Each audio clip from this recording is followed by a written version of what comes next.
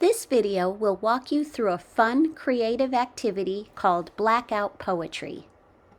Traditionally in Blackout Poetry, you start by tearing a page out of a novel.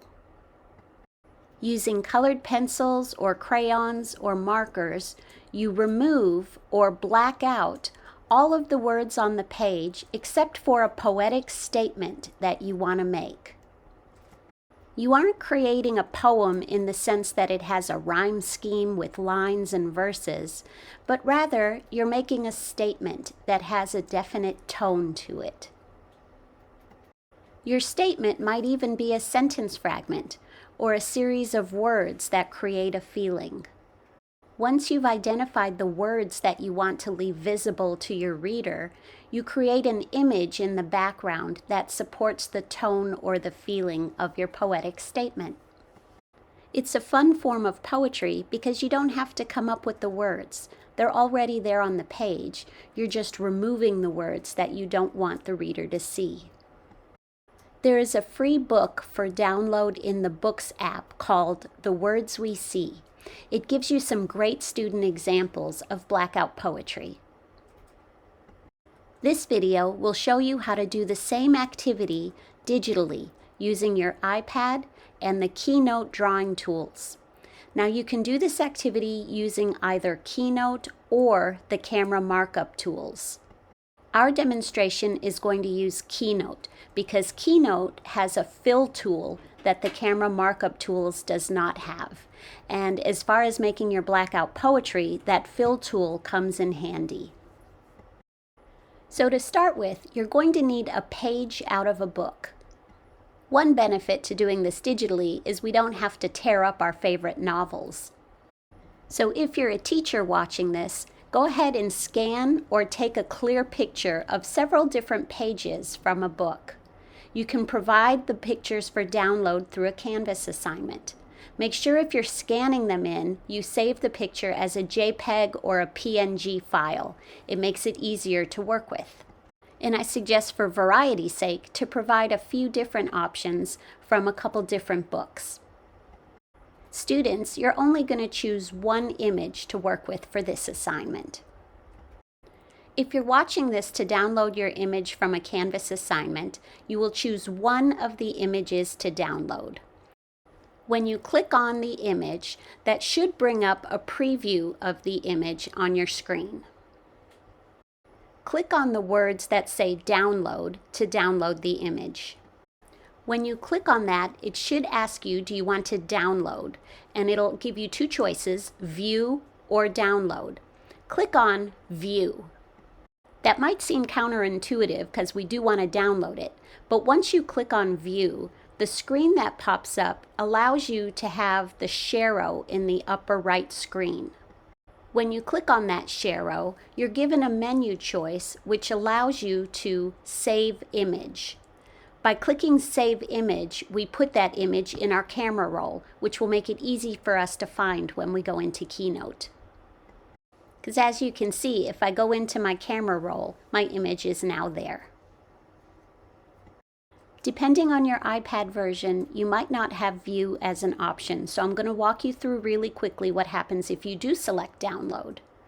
So from this screen, if I were to pick Download, seemingly nothing happens. But what's really happened is it has downloaded that image to my files. So when we go looking for it to import it into Keynote, we'll just have to know that we need to find it in our file folder. With all of that out of the way, let's get started. Go ahead and click on Keynote to open the app. We're going to start a new presentation. It'll ask you to choose a theme, and you want to choose the theme with just the basic white background. We don't need any title boxes, so tap on them and hit Delete to remove any text boxes on the screen.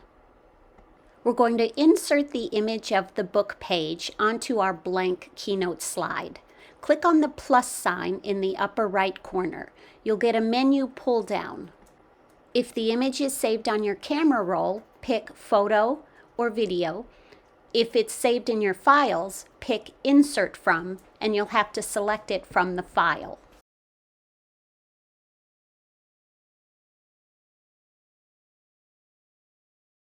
Once it's on the page, click anywhere in the white space to remove the blue selection dots. To bring up the drawing tools, click the plus sign again, but this time select Drawing. You'll see that the drawing tools pop up at the bottom of your screen. You change your drawing tool selections by tapping on the options at the bottom of the screen. The one that looks like the paint tube is the fill tool, and the crayons and markers have different widths and color choices just depending on what you tap on. If you tap and hold on an item, you could change the thickness of the line that you draw. You're also able to change the opacity or see-through ability of the color by using the slider.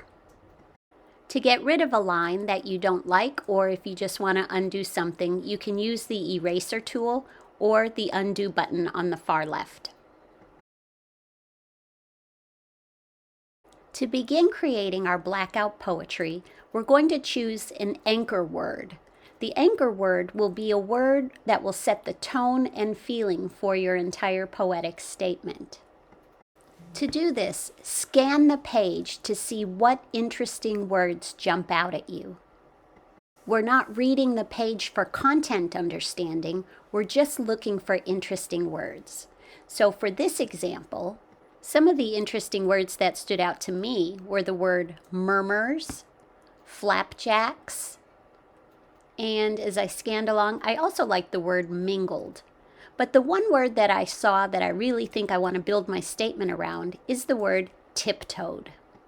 So using 2 fingers to zoom in, I'm going to use my drawing tools to make a circle around the word tiptoed. When you make your circle, you want to make sure that your circle closes completely. If you have any gaps, the fill tool won't work properly when you go to fill in the background. With my anchor word chosen, I'm next going to think about what kind of mood I want to create. Here are some examples of the types of moods your blackout poetry can create. Now, you don't have to stick with the mood you pick initially, but choosing a mood to get started with will help you as you start to look at the other words on the page to create your poetic statement. Now, my anchor word tiptoed, I could decide to go with a mysterious mood, a frightened mood, but I'm going to go with a playful mood for tiptoed. So I'm going to look for other words on the page that'll help me create a playful statement from the word tiptoed. My word tiptoed is toward the bottom of the page, so I decided to look after the word tiptoed to see what word might be a good word to follow tiptoed, and I like the word away. So tiptoed away is going to be the end of my statement. I'm going to scan and look at other words now above tiptoed away to see maybe who's going to tiptoe away or what other words I want to use to create my statement. One of the things I liked about this passage is that it had the word elves at the top. That helped me decide that I wanted to make a playful mood. So my elves are going to be the ones tiptoeing away. I'm going to look to and see what other types of words I can do in between elves tiptoed away to see how I can make this even more playful. There's no right or wrong way to do this, and because we're doing it digitally, if you start circling words to make your statement but then find you don't like them, you can just undo them. But try to circle words that are separated apart from each other. Spreading your statement out by using words across the whole page makes it more interesting as an end product.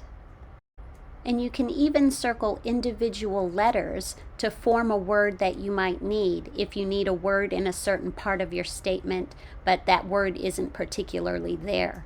So for example, I want to describe my elves as good, gentle, and let's use the word yellow.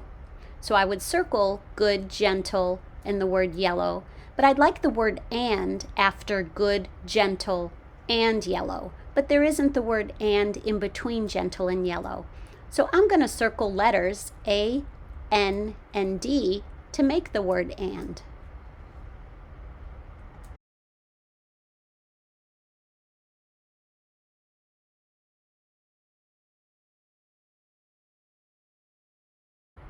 And remember, you want that circle filled in completely so that the background fill will work properly. So now I've created a word within my statement that maybe wasn't there before. So my final statement is, elves laugh, good, gentle, and yellow.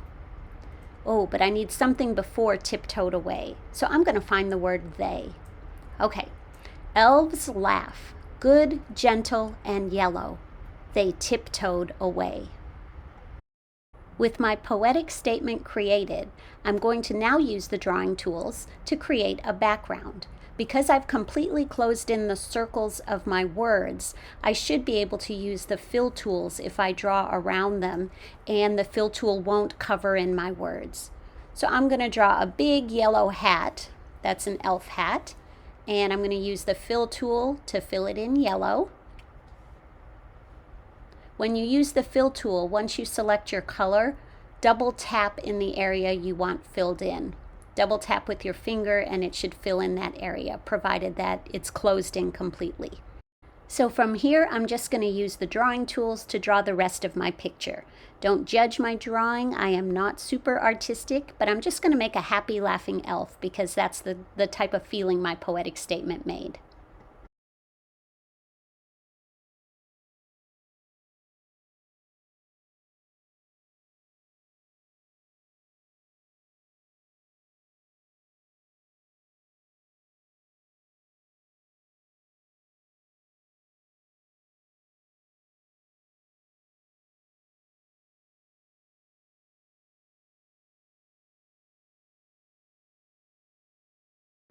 Once your image is drawn, we want to draw a frame around our picture so that we could fill in the background color. That'll take away any words that were left uncovered by our picture. Use the drawing tool that would be like a pencil or a marker and draw a box around the entire page. You want to make sure your box is closed in so that when you use the fill tool, it'll fill in the correct area. Choose the color that you want for your background and take the opacity down a little bit so that it's semi-see-through so that we could see that it was a book or a page from a book that we were working with.